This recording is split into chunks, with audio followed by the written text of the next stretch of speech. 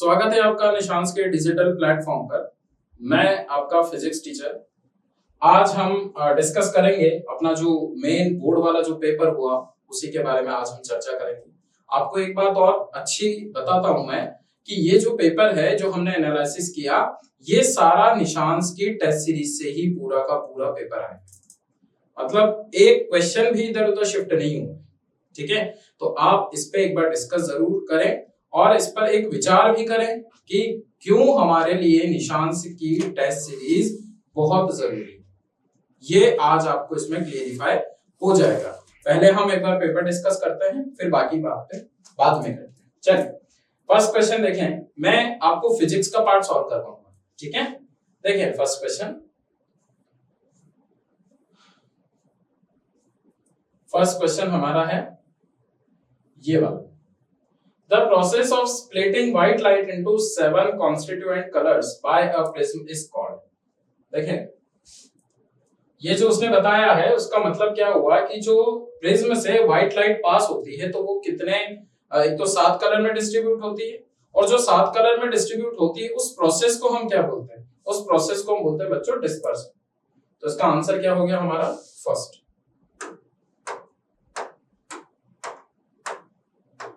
Just a minute।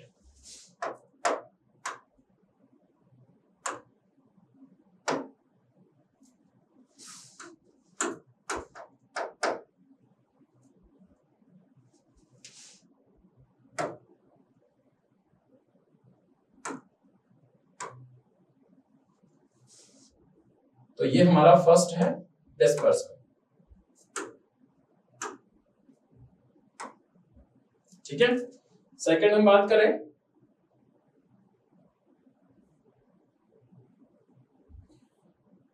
Twinkling of the star is due to. ये किसकी वजह से होता है? एटमॉस्फेरिक रिफ्रैक्शन की वजह से। क्योंकि रेज जब एटमॉस्फेयर में एंटर करती है तो एंटर करने के बाद उनका क्या होता है? डाइवर्जन होता है ड्यू टू छोटे छोटे particles, tiny particles of atmosphere of air. ठीक है, या टाइनी पार्टिकल्स ऑफ डस्ट। तो उसकी वजह से जो डिफ्लेक्शन होगा उसका रीजन क्या है? Atmospheric reflection. यानी हमारे फर्स्ट का 7,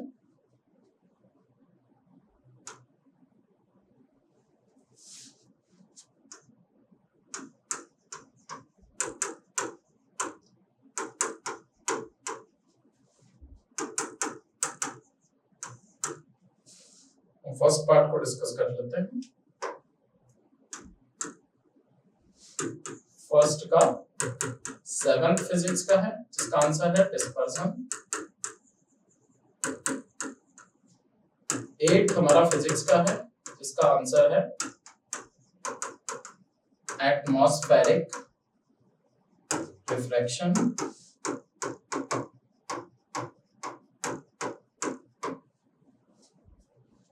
और उसके बाद 9th भी हमारा फिजिक्स है। हम एक बार क्वेश्चन देख लेते हैं। One doubling the length of a conductor. Okay, A और बी हमें गिवन है, दो फिजिकल क्वांटिटीज हैं। ठीक है, the corresponding value of A and B. A की वैल्यू 3 ओम और बी की वैल्यू 7 × 10⁻⁵ ओम × मीटर। तो ए जो है, ए किसकी वैल्यू है? ओम, यानी ए मतलब आर। ठीक है, ए मतलब क्या हो गया? आर मतलब 3 ओम। और बी मतलब हो गया रेजिस्टिविटी, वो कितना है? 7 × 10⁻⁻15 7 × 10⁻⁻15 ओम × मीटर। हमें पता है R = ρl/a होता है। अब उसने बोला है कि लेंथ को क्या कर दिया जाए? डबलिंग द लेंथ, यानी लेंथ को डबल कर दिया जाए तो R डैश हो जाएगा ρ × 2l/a। इसका मतलब ρl/a × 2। ρl/a किसके बराबर है? R के। ये क्या हो गया? Twice of R। और R की वैल्यू कितनी है? 3 ओम, यानी 2 × 3 यानी 6 ओम। ठीक है, तो हमारे पास नया रेजिस्टेंस कितना आ जाएगा? 6 ओम। यानी ए की वैल्यू कितनी हो गई? ए की वैल्यू हो गई हमारे पास 6 ओम। ठीक है, अब देखो ए की 3 ओम 3 ओम, तो ये तो कैंसिल। अब हमारे पास बी और सी वाले ऑप्शन है, तो ए की वैल्यू 6 ओम हो गई, ठीक है। तो बी में देखें एक डबल है और एक 7 एज इट इज है और एक 14 10⁻⁴। अब उसने क्या ऐसा बोला है, क्या उसने कुछ रजिस्टिविटी के बारे में नहीं बोला है, उसने केवल क्या बोला है, लेंथ को हमने डबल किया। तो क्या एक बात बताएं, रजिस्टिविटी क्या लेंथ पे डिपेंड करती है क्या? नहीं। रजिस्टिविटी क्या एरिया पे डिपेंड करती है क्या? नहीं। तो जो रजिस्टिविटी जैसी थी रजिस्टिविटी वैसी ही रहेगी, चाहे आपका रेजिस्टेंस बदल जाए। इसका मतलब हमारा ये हुआ कि हमारा रेजिस्टेंस तो 6 ओम हो सकता है, लेकिन रजिस्टिविटी जो थी वही रहेगी। यानी हमारा आंसर जो होगा वो कितना होगा, बी ऑप्शन। ए की वैल्यू 6 ओम और बी की वैल्यू 7 × 10⁻⁻15 ओम इनटू मीटर। तो ये हमारा ए आ गया। ए की वैल्यू कितनी आ गई, 6 ओम और बी की वैल्यू 7 × 10⁻⁵ ओम इनटू। तो ये हमें क्लियर हो गया कि जो रजिस्टिविटी है वो लेंथ और एरिया पे डिपेंड नहीं करती। चलें नेक्स्ट क्वेश्चन देखते हैं। The SI unit of electric current is ampere. 10th वाला जो है, 10th वाला हमारा जो आंसर है 10 वो है एम्पियर, ठीक है। चलो नेक्स्ट है, देखें the direction of magnetic field lines inside a bar magnet. ध्यान देना इनसाइड, ठीक है। हम ये बात जानते हैं कि ये बार मैग्नेट है, ये नॉर्थ है, ये साउथ। आउटसाइड तो क्या होगी, नॉर्थ से साउथ, ठीक है, नॉर्थ से साउथ। लेकिन इनसाइड क्या होगी भाई, इनसाइड साउथ से नॉर्थ। तो आउटसाइड तो क्या हुई और इनसाइड क्या हुई, आउटसाइड हुई नॉर्थ से साउथ और इनसाइड हुई साउथ से नॉर्थ। क्लियर है? चलो नेक्स्ट,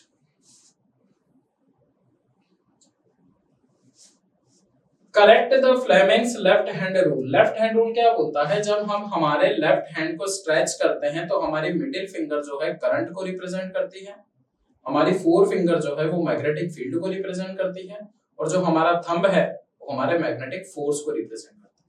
तो ऑप्शन देखें, four finger direction of magnetic field बिल्कुल सही है, thumb is the direction of force on the conductor बिल्कुल ठीक है, middle finger the direction of electric current, okay. Then D all is the correct, यानी all of the above सारे सही। इसका फर्स्ट 12th का क्या हो गया, 12th का हो गया हमारे पास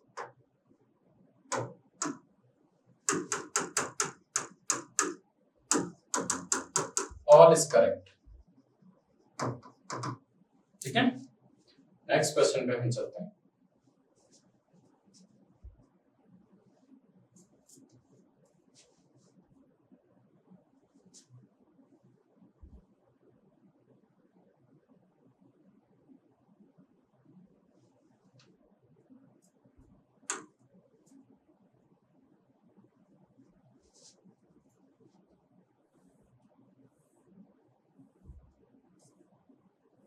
नेक्स्ट क्वेश्चन देखें,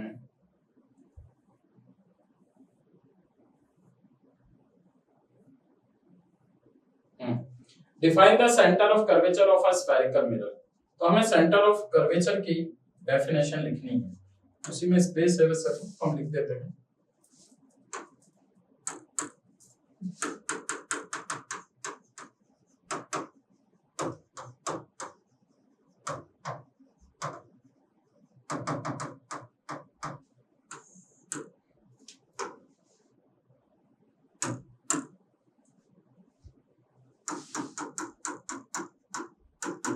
It is the center of the hollow sphere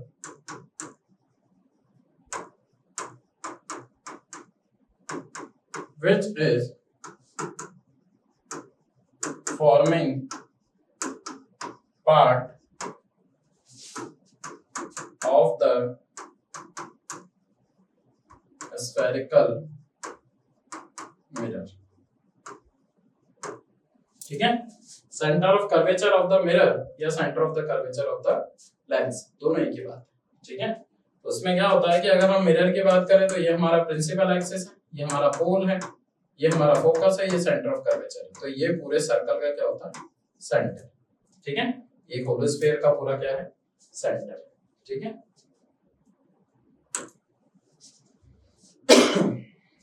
चलो देखें, नेक्स्ट है define the power of a lens. Power of a lens,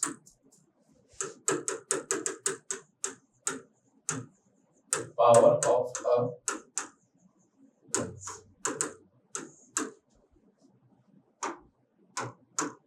it is the reciprocal of focal length, ठीक है। यानी P बराबर 1/f किसमें, मीटर में, या P बराबर 100/f किसमें, सेंटीमीटर, ठीक है। चलिए, तो ये हमारा पावर ऑफ लेंस की कहानी बनती है। नेक्स्ट क्वेश्चन देखें,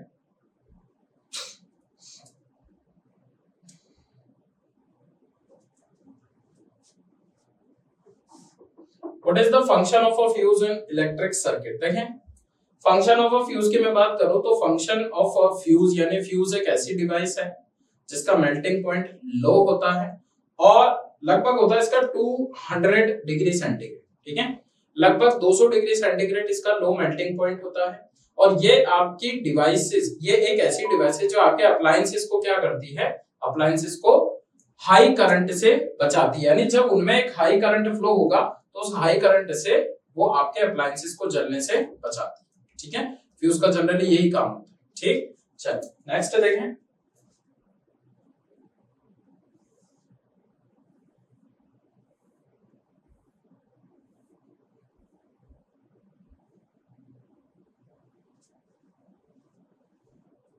right the two uses of concave mirror. तो कॉनकेव मिरर के दो यूजेस कौन कौन से हैं? कॉनकेव मिरर के दो यूजेस हैं, एक तो हमारे पास जो डेंटल चेकअप के लिए यूज होता है,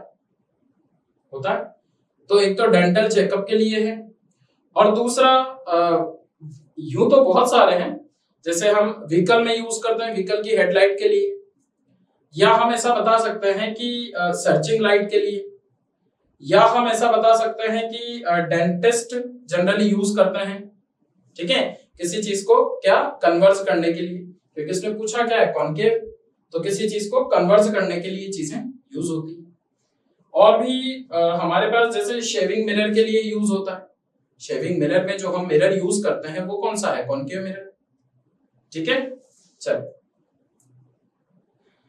नेक्स्ट है, why are the danger signal red in colour, explain. अच्छा, उसने पूछा है कि जो डेंजर जोन होता है, डेंजर सिग्नल होता है, वो लाल कलर का क्यों होता है। पहली बात तो ऐसा होता है कि रेड कलर ज्यादा वेलोसिटी से ट्रेवल करता है।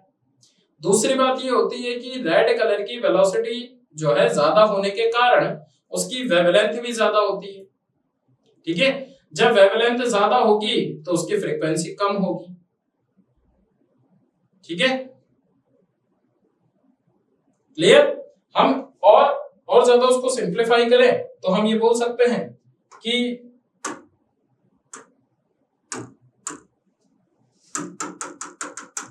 रेड कलर की वेलोसिटी ज्यादा होती है, वो स्कैटर क्या होता है, कम होता है, ठीक है। वेलोसिटी ज्यादा है, स्कैटर कम होगा, स्कैटर कम होगा तो वो एकदम ऐसा फैलेगा कम, जो ज्यादा फैलता है वो कम दिखता है, जो कम फैलता है वो कॉन्सेंट्रेट होता है, एकदम फोकस्ड होता है, तो उसको हम इजीली देख पाते हैं। इसलिए रेड कलर हमें दूर से ही दिखाई देता है और इसीलिए डेंजर सिग्नल जितने भी हैं वो कौन से कलर के होते हैं, रेड कलर के, ठीक है। जैसे वायलेट कलर है वो ज्यादा फैलता है, तो फैलता है तो हमें क्लेरिफाई नहीं होता, ठीक है।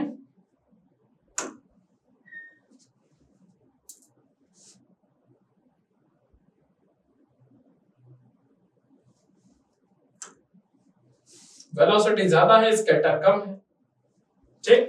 चलो नेक्स्ट क्वेश्चन,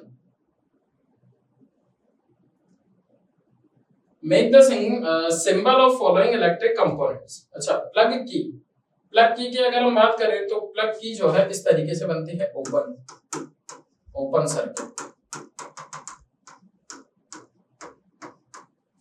ये है ओपन। अगर वो क्लोज सर्किट पूछता तो क्लोज सर्किट होता है ऐसे, ठीक है, ये क्लोज सर्किट। दूसरा क्या पूछा, रियोस्टेट। चलो ये तो बुक के स्टार्टिंग में ही है इस तरीके से, ठीक है। तो रियोस्टेट या वेरिएबल रेजिस्टेंस, यानी इससे हम रेजिस्टेंस की वैल्यू को बार बार फ्लक्चुएट कर सकते हैं, चेंज कर सकते हैं। क्लियर है? तो ये हमारे पास क्वेश्चन बन गया। नेक्स्ट देखें,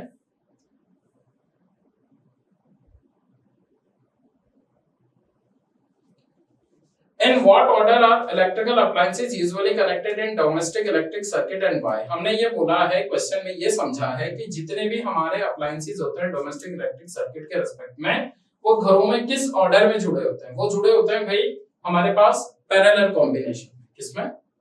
पैरेलल कॉम्बिनेशन।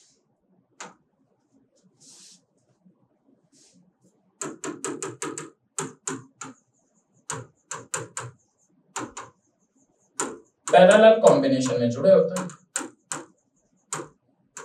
और वो ये पूछ रहा है कि जुड़े तो होते हैं लेकिन क्यों जुड़े होते हैं? तो इसलिए जोड़ते हैं कि उसमें सेम वोल्टेज अप्लाई हो या सेम वोल्टेज फ्लो हो। क्योंकि हमने ये पढ़ा कि सीरीज कॉम्बिनेशन में करंट सेम होता है, लेकिन पैरेलल कॉम्बिनेशन में करंट अलग होता है लेकिन वोल्टेज सेम होता है, ठीक है। और रेजिस्टेंस की वैल्यू क्या हो? लो रेजिस्टेंस इन सर्किट,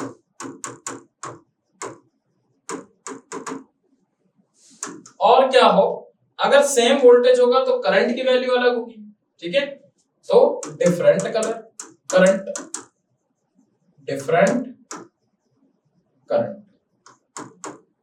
ठीक है। तो इसलिए हम हमारे घरों में पैरेलल कॉम्बिनेशन लगाते हैं, और यही वो पूछ रहे हैं हमारे क्वेश्चन, ये देखिए, ठीक है। नेक्स्ट क्वेश्चन देखिए, 800 वोल्ट का एक रेफ्रिजरेटर है जो 4 घंटे पर डे चलता है। Find out the cost of energy. अच्छा, कॉस्ट निकालनी है सितंबर की। तो सितंबर में हमारे पास कितने डेज होते हैं? 30 डेज, ठीक है, ठीक है।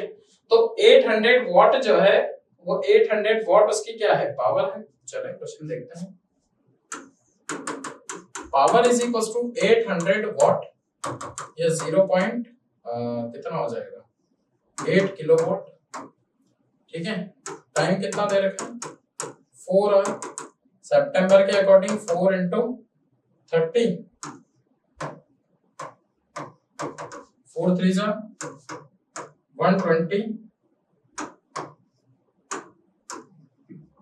आवर्स, ठीक है।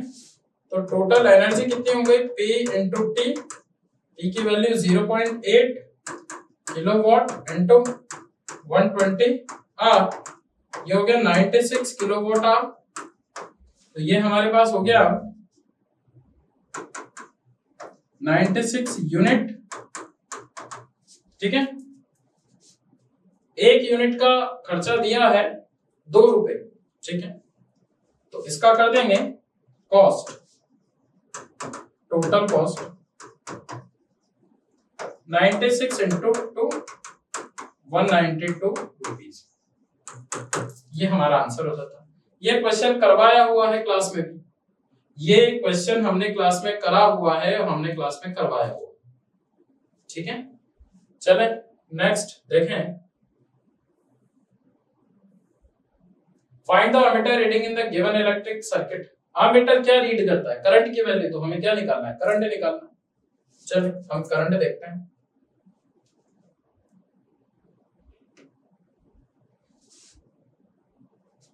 ये देखें, ये वाला पूरा सर्किट क्या है? पैरेलल, ठीक है। तो 3 3 3 का निकाल देते हैं हम parallel.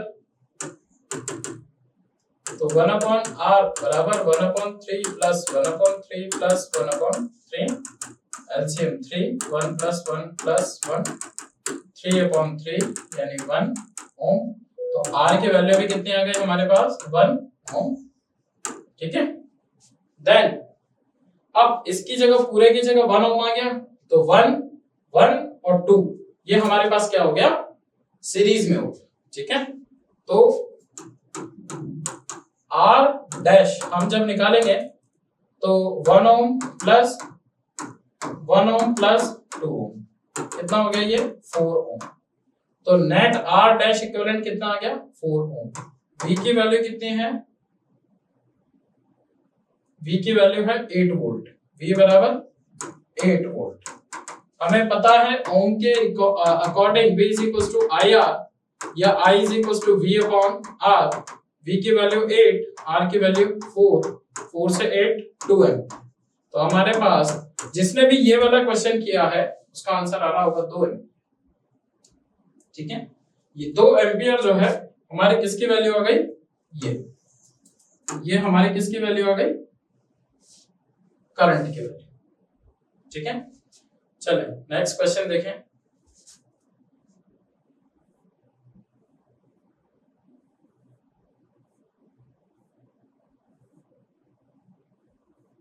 Define magnification of lens.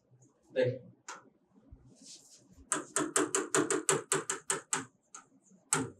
magnification, it is the ratio of height of an image with height of an object। ठीक है, तो height of an image and height of an object यानी m बराबर hi अपॉन ho, या हम इसको ले लेते हैं v अपॉन u। ये किसकी बात हो रही है, ये बात हो रही है लेंस की। अगर यही बात मिरर की होती तो यहाँ पे क्या आ जाता माइनस का, यहाँ पर क्या आ जाता माइनस का v। ठीक, नेक्स्ट हम बात करें write both the laws of reflection of light. Refraction ही है रिफ्लेक्शन, तो रिफ्लेक्शन के लॉज क्या है, लॉज ऑफ रिफ्लेक्शन थे। फर्स्ट लॉ क्या बोलता है, incident ray, reflected ray and normal are lie on same plane. Second law बोलता है angle I is always equals to angle R. ठीक है, ये हमारे दोनों लॉज थे।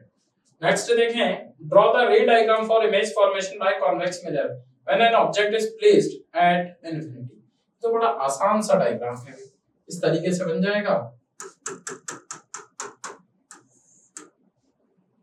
ठीक है, रेज आती है, टकराई गई, आई टकराई गई, पीछे की तरफ अगर आके मिलना चाहे तो यहाँ पे मिल जाएगी फोकस।